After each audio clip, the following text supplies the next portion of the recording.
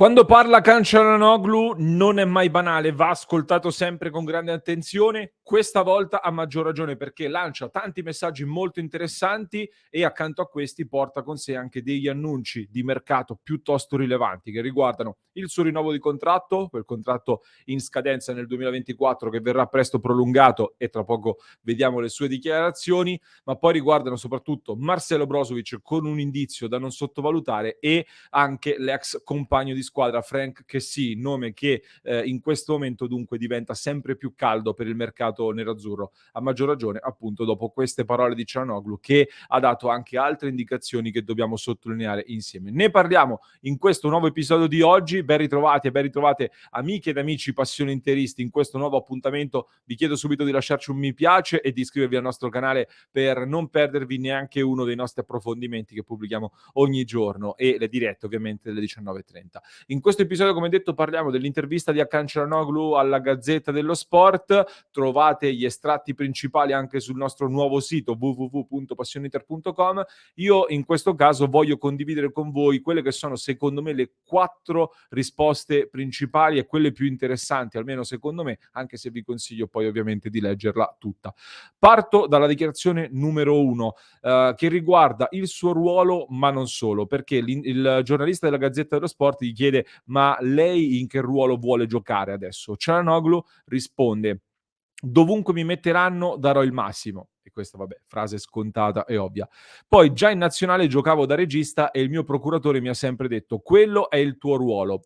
Le sue parole mi sono rimaste in testa, per questo mi vedo più davanti alla difesa. Non a caso il mio idolo era Pirlo. Grazie ad Inzaghi mi sono completato in questa posizione soprattutto dal punto di vista difensivo. Ora mi esalta anche il duello fisico. Sarò più lontano dalla porta e tirerò di meno, ma riesco a controllare la partita, il ritmo e aiutare i compagni da dietro. Poi un gol può sempre arrivare, come a San Siro con il Barcellona.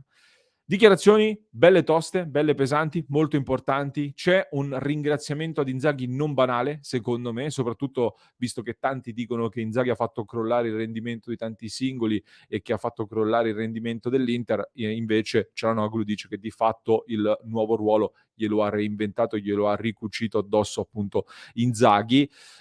E secondariamente c'è secondo me anche un certo messaggio che può riguardare in maniera indiretta il futuro di Marcelo Brozovic, perché Calhanoglu di fatto dice che si vede sempre più nella posizione di regista, che sempre più quello è il suo ruolo e aggiunte alle varie indiscrezioni che abbiamo potuto confermare anche noi su un Brozovic sempre più probabile partente, ci fa capire che molto probabilmente si andrà proprio in questa direzione con Ciala che scala davanti alla difesa e Brozovic che può partire. Molto interessante questo. La dichiarazione numero 2, poi la riporto soltanto per fare una precisazione, perché si sta parlando all'interno di questa intervista del fatto, si arriva ad un certo punto agli sfottoi, agli insulti da parte dei tifosi milanisti che ormai lo odiano, mentre per gli interisti Calhanoglu è diventato un leader. Quindi gli viene chiesto: un derby nei quarti di Champions le piacerebbe?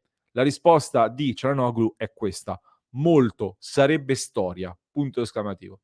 Queste 3 parole, queste sono le dichiarazioni in risposta a questa domanda da Calhanoglu.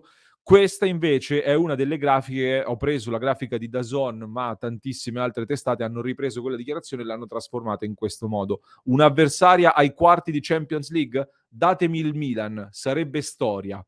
Questa è la grafica che viene fatta da DAZN per riportare queste dichiarazioni da Calhanoglu. Ecco, differenza direi sottile ma abbastanza sostanziale, tant'è che ho visto già sotto tanti tifosi milanisti che se la salvano, che se la riprenderanno per eventualmente ritrarla fuori quando ci sarà modo. Molti tifosi interisti lo stesso hanno iniziato a dire: ma perché bisogna fare così gli sbruffoni, eccetera, eccetera.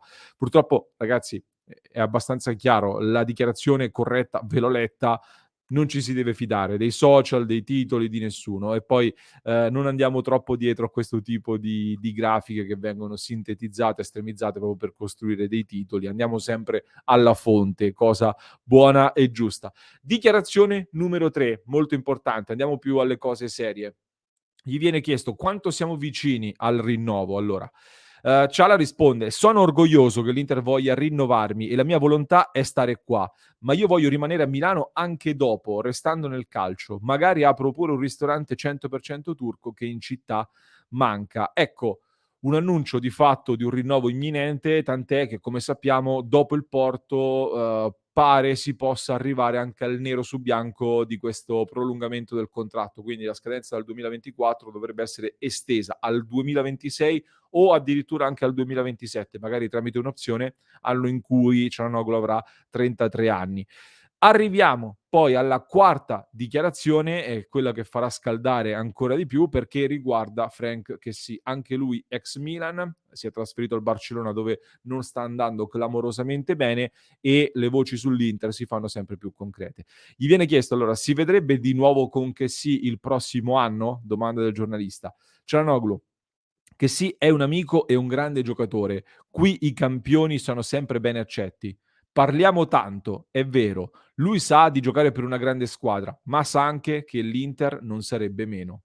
Ecco, considerato che l'Inter contatti con Kessy ormai ce li ha da anni, potremmo dire, considerando poi che sono tornati ad accendersi in maniera particolare già lo scorso novembre-dicembre, mi sembra questa molto più di una conferma, almeno personalmente la vedo così, soprattutto se, come vi dicevo già qualche settimana fa, oltre ad avere conferme sul fatto che Brozovic fosse ampiamente disponibile alla partenza, almeno nei piani dell'Inter, lo scambio con Kessy è stato veramente un'ipotesi piuttosto calda e con Kessy comunque i contatti vanno avanti. Quindi l'idea di continuare a puntare su Cialanoglu in mezzo con Aslani in rampa di lancio, e posso assicurarvi che comincerà a trovare più spazio e l'Inter ci punta in maniera molto importante. Completare poi con Brozovic che potrebbe andare via, dentro Kessy, Mkhitaryan, Barella e un altro centrocampista da individuare. Io spero tanto in Giovanni Fabian, il nostro talento che sta facendo molto bene in Serie B, sarebbe una promozione interessante per valorizzare uno dei nostri prodotti, magari. Comunque non mi sembra un brutto centrocampo, detto che io continuo a ribadire comunque che perdere Brozovic vuol dire perdere un calciatore molto importante.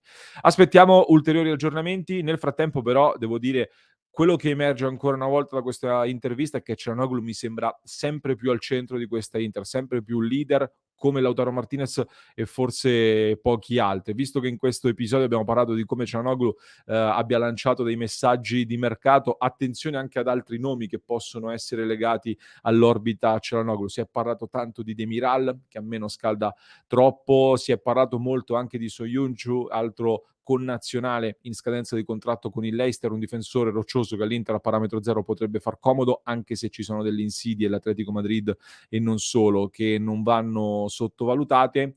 In ogni caso, attenzione, sta cambiando, mi sembra abbastanza evidente, la spina dorsale di questa squadra e anche il gruppo di senatori all'interno dello spogliatoio. Voi che ne pensate del centrocampo che vi ho presentato, del centrocampo che ho ipotizzato poco fa? Fatemelo sapere nei commenti, oppure se vi va venite a parlarne con noi nel club di Passione Inter su www.passioneinter.club, la community dei sostenitori di Passione Inter, di quelli che tengono il nostro progetto e che ci aiutano a portarlo avanti con nuovi contenuti ogni giorno e tante novità ogni giorno. Vi lascio in descrizione, per chi ci ascolta in podcast, un altro contenuto da recuperare, da non perdere, un approfondimento molto interessante trovate in descrizione. Per chi ci segue da YouTube vi basta cliccare qui.